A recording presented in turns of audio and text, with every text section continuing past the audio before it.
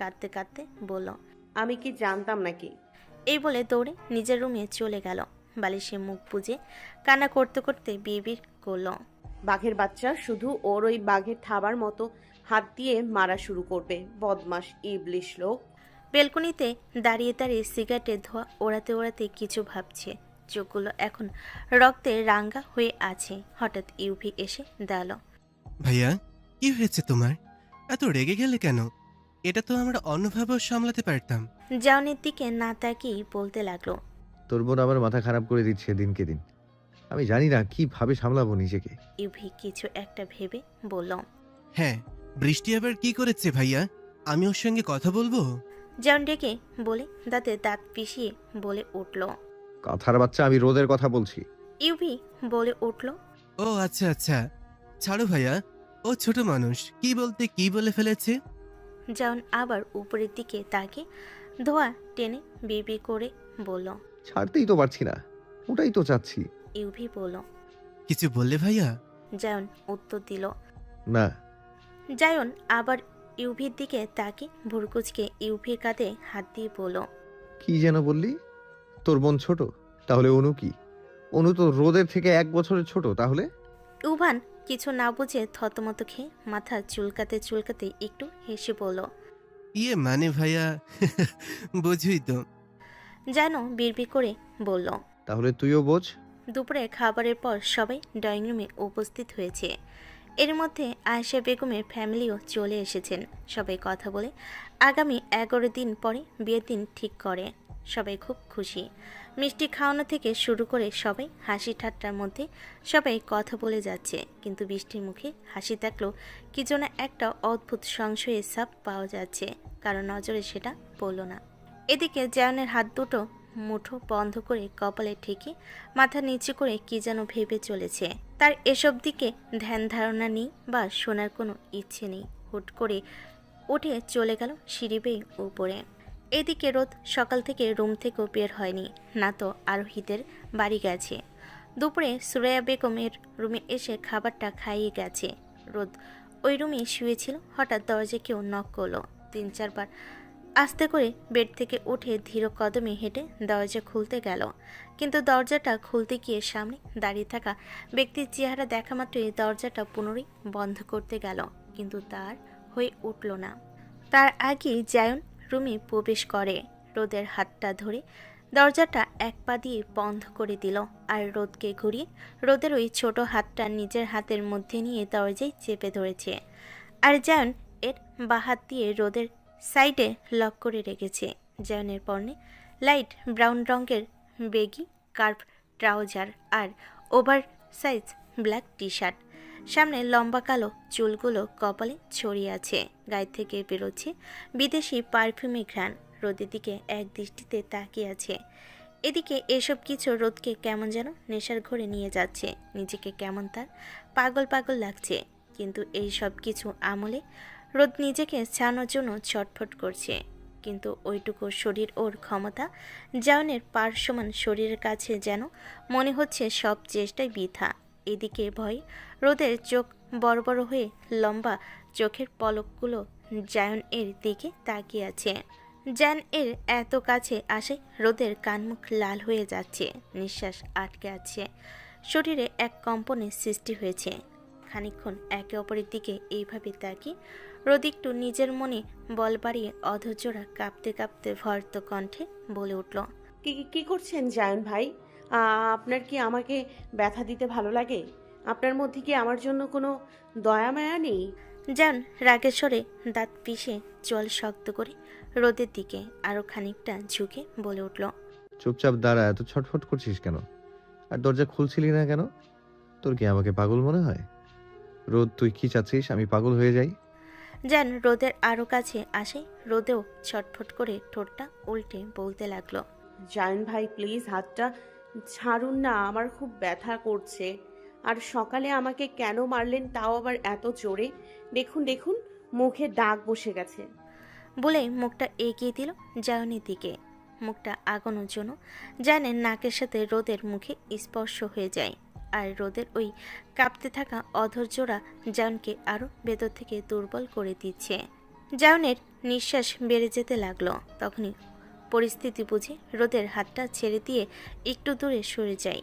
জোরে জোরে নিঃশ্বাস নিয়ে নিজেকে কন্ট্রোল করতে ব্যস্ত হয়ে যায়। এদিকে রোদ নিজেকে সামলাতে না পেরে কান্না করতে করতে জায়ানকে জিজ্ঞেস করলো, আপনি এরকম কেন জয়ন ভাই? আপনি আমার সঙ্গেই কেন এরকম করেন? বলে আবারও কান্না শুরু করে দেয়। জায়ন নিজেকে সামলে পেছন ঘুরে একটু মুচকি হাসি দিয়ে রোদের দিকে ফিরে বলল, সেটা আমি নিজেও জানি না রোদ। তুই খুব ছোট রোদ। তুই নিজে জানিস না তোর নিজে থেকে বানানোর প্রতিটা পদক্ষেপ আমাকে কতটা অস্থির করে তোলে। তোর যখন তখন বেপরোয়া কথাবার্তা আমাকে জ্বালানো শুরু করে। রোদ হা করে তাকিয়ে আছে জায়নের দিকে। পুনরায় জায়ন শুরু করে, আমার একটা কথা শুনবি রোদ? রোদ মাথা উপর নিচ নাড়ি হ্যাঁ সূচক জবাব দেয়। আমি জানি আমি তোকে বারবার আঘাত করি। তুই বিশ্বাস কর আমি আঘাত করতে চাই না তোকে, কিন্তু তোর চঞ্চলতা আমাকে কেমন যেন ব্যাকুল করে তোলে। তোর করার প্রতিটা কাজ আমাকে স্থির থাকতে দেয় না। যার নিজের বাঁ হাতটা কোমরে রেখে ডান হাতের দু আঙ্গুল দিয়ে কপাল ঘষতে ঘষতে আবারও বলে উঠল, তাই তুই প্লিজ আমার কথাগুলো শুনিস, পরিবারের সবার কথা মেনে চলিস, আর যতটা পারিস নিজেকে আমার থেকে দূরে রাখিস। আমি চাই না রোদ তুই আমার সামনে আসিস। এই বলে যান রুম থেকে বেরিয়ে গেল। বাইরে বেরিয়ে একটা জোরে শ্বাস নিয়ে মনে মনে বলতে লাগলো, তুই অনেক ছোট রোদ, অনেক ছোট। পারলে নিজেকে সামলে নিস আমার থেকে, নইলে দিন দিন আমি বেসামাল হয়ে যাচ্ছি। কিন্তু ভেতরে থাকা মানুষটা ভাবতে লাগলো। জয়ন ভাই কি বলে গেল? রোদ কেমন যেন নিজেকে অন্য জগতে অনুভব করলো। পাথরে নাই একভাবে দাঁড়িয়ে আছে। কেউ যেন ওর মনের জ্বলন্ত আগুনে এক গোলা বরফ ঢেলে দিয়ে গেল।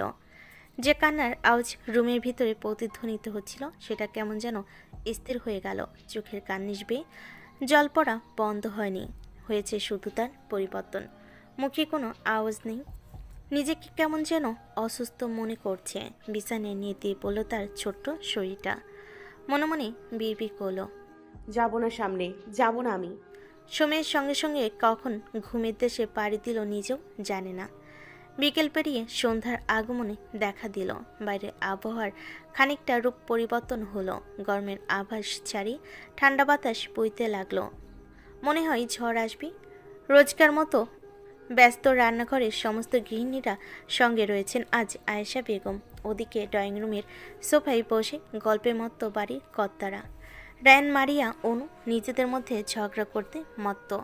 সঙ্গে বসে হেসে যাচ্ছে বৃষ্টি। ও হঠাৎ করে অনন্যা বলে বৃষ্টির উদ্দেশ্যে, আচ্ছা আপু, তোমার কি মজা না বিয়ের পরেও তুমি এই বাড়িতেই থাকবে? কি ভালো তাই না? আমরা একই রকম মজা করব। রায়ান বলে ওঠে সঙ্গে সঙ্গে। বৃষ্টি আপু তো এখানেই থাকবে, তোর বিয়ে দেবো উগান্ডাতে, তুই উগান্ডায় থাকবি। এই বলে জোরে জোরে হেসে ওঠে বৃষ্টিও। হেসে ওঠে কিন্তু কিছু ভেবে আবারও চুপ করে যায়, কিছু বলে না। অনু তো রাগে মনে হচ্ছে এখনই রায়ানের মাথা ফাটিয়ে দিবে। এদিকে মারিয়া বলে, আরে অনু আপু, রাগ করো না, আমরা সবাই মিলে রায়ান ভাইকে বুড়ি গঙ্গাতে ফেলে দিয়ে আসবো। এবার অনুও খিলখিল করে হেসে ওঠে। রায়ান মারিয়ার কান টেনে বলতে লাগলো, খুব পাকছিস তাই না? দাঁড়া, ফুপিরে বিচার দেবো। অনু বলে ওঠে। হ্যাঁ, আমিও বড় আপুরে বেচার দেবো, তুই দাঁড়া। এ বলে চেঁচিয়ে উঠল। বড় বলতে পারলো না, তার আগে রায়ান মুখ চেপে ধরল। রায়ানের চোখ ছানা বড়া হয়ে গেল। কি ডেঞ্জারাস বই না আমার রে তুই। এই শুনে এবারও সবাই হাসাহাসিতে মেতে উঠল। এদিকে ইউভি আর আকাশ বিকেলে বেরিয়ে গেছে রাঙামাটির উদ্দেশ্যে। আর তো হাতে গোনা মাত্র কিছুদিন দেখতে দেখতেই চলে যাবে, তাই আজই দু ভাই বেরিয়ে পড়ছে। এদিকে জায়ান বেরিয়েছে তার বন্ধুদের উদ্দেশ্যে। আহনার সাগর হলো জায়নের খুবই কাছের বন্ধু। তাদের সব কথা একে অপরকে না জানাতে পারলে কেমন নিজেদের অস্থির লাগে। রাকিব আর পলাশও খুব কাছের, কিন্তু তাদের কিছু জানানো মানে নিউজের মিডিয়াকে বলা। সবাই সেই একই দোকানের সামনে আজ সবাই বাইক নিয়ে এসেছিল, তাই বাইক নিয়ে একটু ঘুরে ফিরে চায়ের টং দোকানের সামনে আড্ডা দিচ্ছে।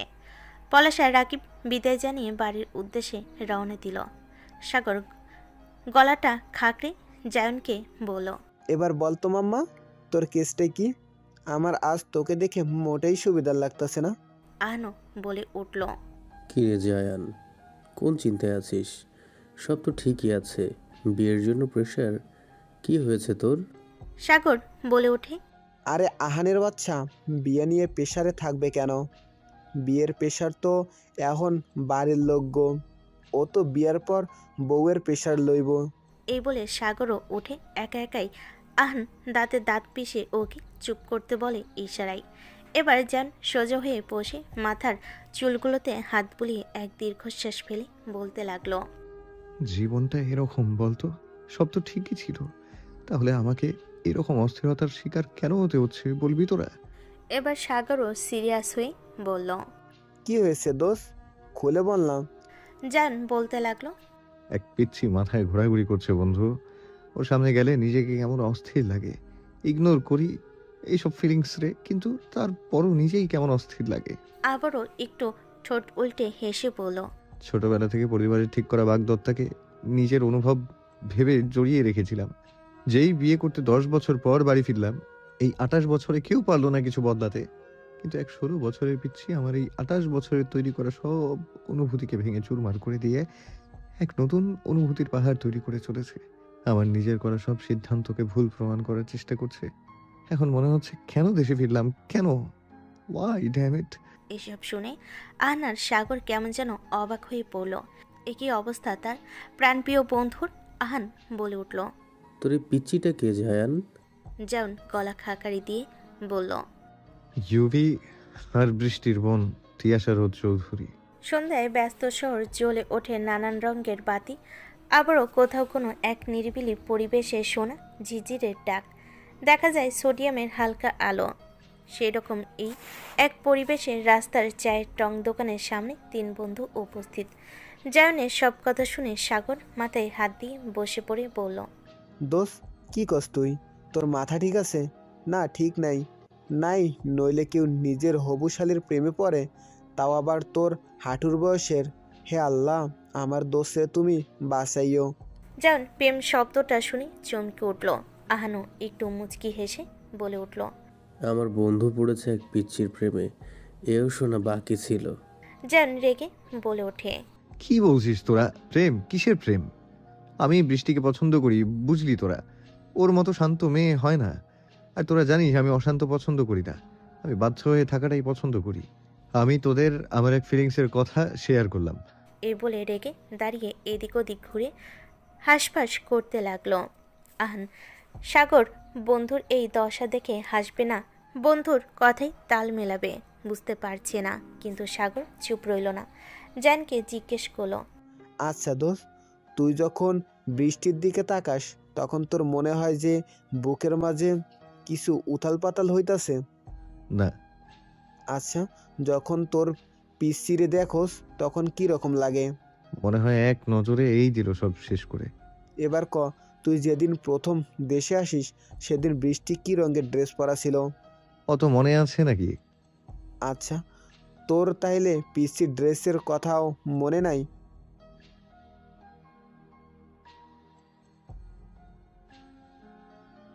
আহান আর সাগর একে অপরের দিকে তাকাচ্ছে। জান কি যেন আবার ভাবতে শুরু করলো। সাগর আবার প্রশ্ন করলো। আচ্ছা দোষ, এখন যদি বৃষ্টিরে কোনো ছেলে পছন্দ করছে কি করবি? পছন্দ করতেই পারে, আমিও তো কত কিছু পছন্দ করি। পছন্দটা ব্যক্তিগত, বুঝলি? যদি পিচ্চির দিকে কোনো ছেলে তাকায় তাইলে? জানের চোখ লাল রঙা হয়ে উঠল। চল শক্ত করে বসা থেকে উঠে সাগরের গলা ধরে বলে উঠল। চোখ তুলে নেব, জানে মেরে দিব। আহান তাড়াতাড়ি করে জানকে ছাড়িয়ে নিতে চেষ্টা করে। সাগর বলে ওঠে কাঁদো কাঁদো ভঙ্গিমা সুরে। স্যার বাপ, আমরা বুঝছি, এবার তুই বোঝ অবুঝ বেড়া। তুই তো প্রেমেও পড়িস নাই বাপ, তুই তো প্রণয় লীলার ঘোরের সাগরে ডুবাডুবি করতাছস। আনো বলে উঠল। সাবধান জায়ান, নিজেদের সামলা, সব ধ্বংস হয়ে যাবে তোর বিয়ে আর 10 দিন পর। জান বলে উঠল। ওই বিয়ের জন্যই তো বিয়ে বিয়ে শুধু। এই বিয়ে আমাকে আটকে রেখেছে, নইলে বয়সও দেখতাম না, তুলে নিয়ে বাসর করতাম। সাগর হেসে বলে উঠল। হইছে হইছে বাপ আমার, তুই মাইয়ার দাদু লাগস, আবার কস বয়স দেখতাম না বাসর করতাম। হা হা হা হা। জান রেগে কটমট করে উঠল। আহান বলল। আচ্ছা, তিশা জানে তুই ওর প্রেমে হাবুডুবু খাচ্ছিস? না, আর জানতে দেবো না কখনো। যেভাবে চলছে সেভাবেই যাক, উপেক্ষা করা ছাড়া আমার আর কোনো রাস্তা নেই। সাগর বলে। আচ্ছা চল। জায়ান বলে। কোথায়? সাগর বলে। আমাদের পিসি মানে তিয়াসারে দেখতে তোদের বাসায়। জায়ান রেগে সাগরের দিকে চেয়ে বলল, আমাদের পিচ্ছি মানে? তোর কিসের পিচ্ছি? বোন বলবি, নাম ধরেও ডাকবি না। আর কোনো বাসায় যেতে হবে না, দেখা তো দূরে থাক।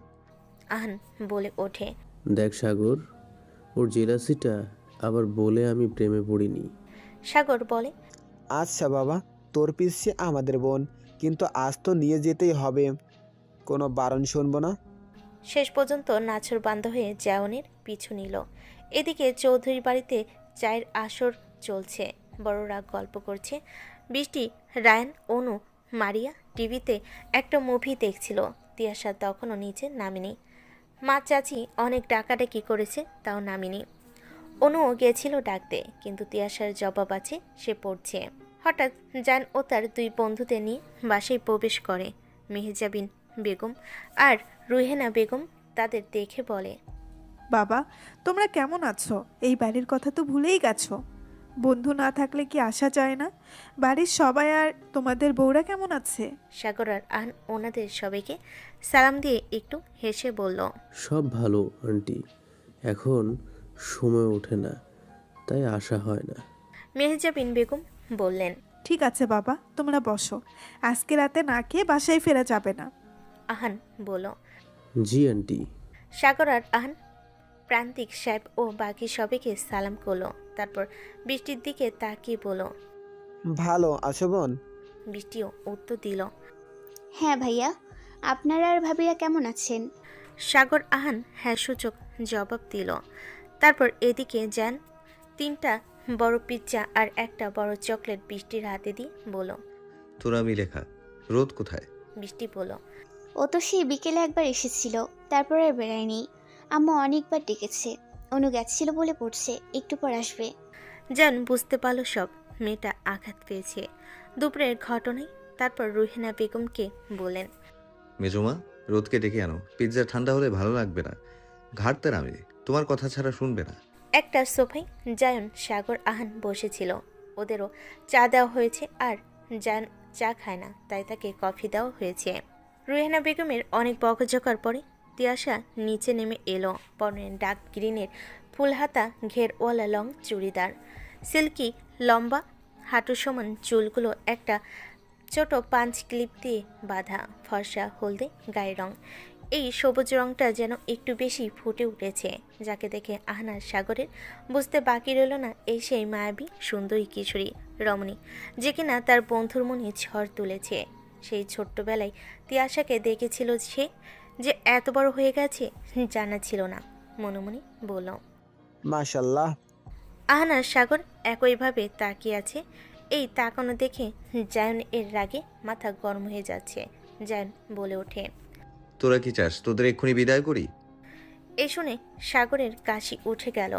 জায়নের কথা বুঝে আহানও নজর ফিরিয়ে নিল। একটু পরে রুহেনা বেগম তিয়াশাকে বলল, আম্মু, ভাইয়াদের সালাম করো।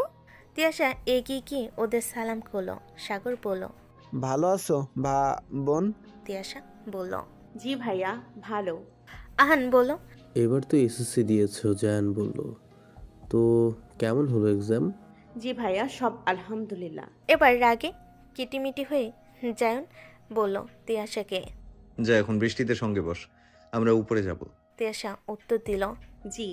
জায়ন সাগর আর আহানকে ওর রুমের বেলকনিতে নিয়ে গিয়ে বসলো, একটা সিগারেট ধরলো। এরপর সাগরকে বলল, বুঝছি আহান, এখন বুঝলাম আমার বন্ধু কোনো দেশে নাই। আমার চোখে দেখা সব থেকে সুন্দর রমণী যদি আমি দেখতাম, আমিও। আর কিছু বলতে পারলো না। তার আগে সাগরের পেটে জায়ন কিল বসিয়ে দিয়ে বলল, সাগরের বাচ্চা, আর যদি একটা শব্দ ওকে নিয়ে করেছিস, আই সোয়ার এই বেলকনি থেকে ফেলে দেব। সাগর বলে উঠল, সরি দোষ, আর কমু না। বাবারে, হাত তো না যেন বাঘের থাবা। উফ, কি ব্যথা পাইছি। আহান সাগরের উদ্দেশ্যে বলল, খুব ভালো হয়েছে, আর একটু জায়গা শুয়ে থাকা বাঘকে। জায়ন কেবল আহানকে, তুইও চুপ থাকবি? কি ভেবেছিস আমি দেখি নাই? তুইও হা করে তাকিয়েছিলি। তোদের নিয়ে আসাটাই ভুল হয়েছে আমার। আহান বলো। ভাই কি করব বল, ও এত সুন্দর, তুই টেনশন নিস না, আমরা হ্যাপিলি ম্যারিড, আর কোনোদিন পর তুইও হবি। এ বলে আহান আর সাগর মুচকি একটু হাসলো। জান ওর আগে ওদের দিকে এমনভাবে তাকিয়ে আছে যেন ওদের মার্ডার করবে। এদিকে নিচে কি যেন এক পাথর নিয়ে তিয়াশা বৃষ্টির পাশে বসে আছে আর মনে মনে ভাবছে, আমি বৃষ্টি আপু কেন হলাম না? আমি এত ছোট কেন হলাম? এসব ভাবনার মাঝেই বৃষ্টি বলে ওঠে, এই বনু কি হয়েছে? কি ভাবছিস? পিৎজাটা খেয়ে নে। তিয়াশার জবাবে বলো, না আপু, কিছু না। আর আমি খাবো না, তোরা খা, আমি উপরে যাচ্ছি, মাথা ব্যথা করছে। এই বলে উপরে চলে গেল। এদিকে তাহসান সাহেব বলে উঠলেন প্রান্তিক সাহেব ও পনই আলী সাহেবের উদ্দেশ্যে। তাহলে ভাইয়া কালকে থেকে দাওয়াত দেওয়া শুরু করে দিই, কি বলো? প্রান্তিক সাহেব বলেন, হ্যাঁ আমিও তাই ভাবছিলাম। আর তো হাতে গোনা 10টা দিন। যতই হোক এই বাড়ির বড় ছেলের আর বড় মেয়ের বিয়ে, তাছাড়া আমার একমাত্র ছেলের বিয়ে সবার জানতে হবে না? সুরাইয়া বেগম বলে উঠলেন, তাহলে আমরাও কেনাকাটা শুরু করে দেই, কি বলো আপা? আয়েশা বেগম একটু হেসে বলে ওঠেন, হ্যাঁ তৈরি হও ভাবিরা, আমার ভাইয়াদের টাকা সঠিক জায়গায় ব্যবহার করার জন্য। এই শুনে সবাই হাসি ঠাট্টায় মেতে উঠলেন। রাত্রে সবাই একসঙ্গে খাবার টেবিলে উপস্থিত হয়েছে। সঙ্গে আজ আহান আর সাগর যোগদান করেছেন। জায়নের একটা ফোন আসে, সে এখনও আসেনি। বাড়ির গিন্নিরা সবাইকে খাবার পরিবেশন করতে লাগলেন। এরই মধ্যে যেন ফোনে কলে কথা বলা শেষ করে নিচে নামলো। খাবার টেবিলে একবার চোখ বুলিয়ে বলল, রোদ কোথায়? খাবার টেবিলে আসেনি কেন? এই কথা শুনে আহান আর সাগর মুচকি হাসিতে ইশারায় চোখাচোখি করলো। রুহেনা বেগম বলেন, ডেকেছি রে বাবা অনেকবার, কিন্তু ও বলল ওর নাকি কাল শেষ পরীক্ষা, তাই পড়ছে, পরে খাবে। জান বুঝলো কেন রোদ খেতে আসেনি। তারপর কিছু একটা ভেবে বলল, আচ্ছা। তারপর জান খেতে বসলে এর মধ্যে পনই আলী বলেন, জায়ান বাবা, কাল তাহসানের সঙ্গে একবার একটু অফিসে আসতে পারবি? জান বলে, ঠিক আছে চাচু।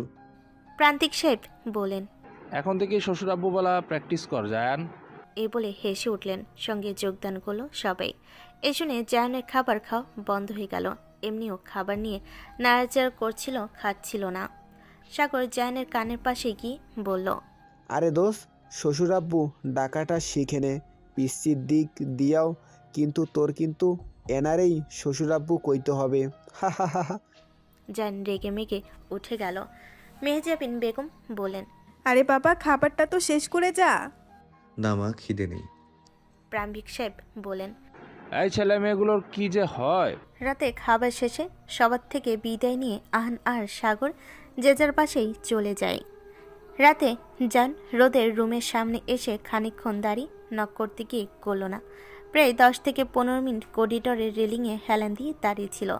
সিগারেট হাতে নিয়ে ছাদের দিকে পা বাড়ালো। ছাদে উঠতেই সোডিয়ামের আলোতে চোখে পড়ল এক রমণী কিশোরী। দোলনায় একটা বই বুকের ওপর নিয়ে শুয়ে আছে। পরনে ব্ল্যাক প্লাজো আর লাল রঙা টপ পরা। চুলগুলো দোলনা ও ছাদের মেঝেতে নিয়ে ছড়িয়ে আছে। আর ছোট্ট ঘুমন্ত মুখটা ভীষণ আকর্ষণ করছে জানকে। জান সিগারেটটা পুনরায় পকেটে ঢুকিয়ে রোদের সামনে হাঁটু গেড়ে বসে এক হাত দোলনায় রেখে এক হাতের আঙ্গুল দিয়ে রোদের মুখের সামনে ছড়িয়ে থাকা চুলগুলো আস্তে করে কানের পাশে গুজে দিল আর ধীরে ধীরে আওড়ালো। কি করব বলতো তোকে নিয়ে? হয়তো পাগল হয়ে যাব, নয়তো তোকে পাগল করে দেব। জান কিছু ভেবে রোদকে ডাকতে লাগলো। রোদ, এই রোদ। রোদ থতমত খেয়ে উঠে পড়ল। কি পড়েছিস এইসব? ওড়না কোথায়? রোদ আমতা আমতা করে বলল, জি এটা তো এখনকার স্টাইল। স্টাইল তোর ছোটাবো, নেক্সট টাইম যেন না দেখি। জান মনে মনে বিড়বিড় করলো। পারলে সুটকেসে প্যাক করে ঘরে রেখে দিতাম। এর মধ্যে জান বলে উঠল, খেতে আসিসনি কেন রাতে? পড়ছিলাম, খিদেও ছিল না। ঘুমাতে যাওয়ার আগে যেন খাবার খেয়ে আসা হয়। জান ভাই, বল। কালকে আমাকে নিতে আসবেন স্কুলে। না, অফিস যেতে হবে। কেন? আপনাকে কিছু বলার ছিল। কি? এখন বল। না কিছু না। ঠিক আছে, তাহলে নিচে যা। আপনি যাবেন না? পরে যাব। ওকে। তিয়াশা যেতে গেল অমনি জান রোদের হাতটা ধরে বলল, শোন। জি ভাইয়া। খেয়ে নিস কিন্তু। আমি গিয়ে চেক করব। তিয়াশা মাথা নাড়িয়ে চলে গেল। যেমন সিগারেটটা ধরি ধোয়া ওড়াতে ওড়াতে এক ভাবনার দেশে পাড়ি জমিয়ে দিল। সকালে মিঠে রোদ ছড়িয়ে পড়েছে ধুলোমাখা এই শহরে ছাদের কার্নিশে। বাইরে পাখির ডাক হারিয়ে গেছে ব্যস্ত এই কোলাহলে। তবু সকাল জানে একদিন সবাই শুনবে। যদি একটু থেমে জানালার ফাঁক গলে ঢুকে পড়া আলোর রেখাগুলো ধীরে ধীরে ছুঁয়ে যাচ্ছে ঘরের দেওয়াল, বিছানার চাদর আর জমে থাকা নিঃশব্দে। হঠাৎ করে আজ সকাল সকাল তিয়াশার চোখ দুটো খুলে যায় পাশে থাকা অ্যালার্ম ঘড়ির শব্দে। আজ তার শেষ পরীক্ষা হাঁপ ছেড়ে বাজবে। মেয়েটা বাবা একটু শান্তি, কিন্তু তাও কোথাও যেন এক প্রশান্তির উপসাগর বয়ে চলেছে। হাই তুলতে তুলতে হাত দুটো উঁচু করে কি মনে করে সে আজ বেলকনিতে গিয়ে দাঁড়ালো। চুলগুলো উস্কো খুস্কো হয়ে আছে, পরনে রাতে সেই ব্ল্যাক প্লাউজো আর লাল রঙার টপ। তিয়াশা সামনের দিকে তাকাতে চোখ দুটো ছানা বড়া হয়ে গেল। হালকা ঠোঁট দুটো তুলে আবার তাকালো। সে ঠিক দেখছে তো। দেখে তার মুখ হা হয়ে গেল। সে বেলকনি দিয়ে দৃষ্টিপাত করলো। আবরা জান তার ব্ল্যাক মার্সিডিসটা দিয়ে নামলো। পরনে white gym trouser, black Sandow গেঞ্জি, পায়ে ব্র্যান্ডেড শুজ, গলায় সাদা একটা শর্ট টাওয়াল, কাঁধে একটা ছোট জিমের সাইড ব্যাগ, এক হাতে জলের বোতল। ব্ল্যাক স্যান্ডো গেঞ্জি ভেদ করে যে পুরুষালী কৃত্রিম গঠন দেখা যাচ্ছে, তা যে কোনো মেয়ে দেখলে তাদেরও আমাদের রোদের মতো অবস্থা হবে। চৌধুরীর বাড়ির ব্যাকয়ার্ড স্পেসে আবরার আসার পরে অবশ্য একটা জিম তৈরি করেছে সে তার নিজের জন্য, কিন্তু কাজ এখন সম্পূর্ণ হয়নি। সে নিজের শরীরচর্চা নিয়ে খুব বেশি সচেতন থাকে। এদিকে আবরারও অবশ্য দেখতে পেল রোদের এই রিয়াকশন, যা দেখে নিজের ঠোঁট উল্টে হাসলো। এই দৃশ্য দেখে তিয়াশার মন চাইছে না রুমে ফেরত যেতে, কিন্তু কিছু করেনি। লজ্জা না পেরে রুমে গিয়ে দুহাত ছেড়ে বিছানায় শুয়ে পড়ল। চোখ দুটো সিলিংয়ের দিকে নজর দিয়ে একইভাবে ভাবছে। এভাবে কেউ বাইরে যায়?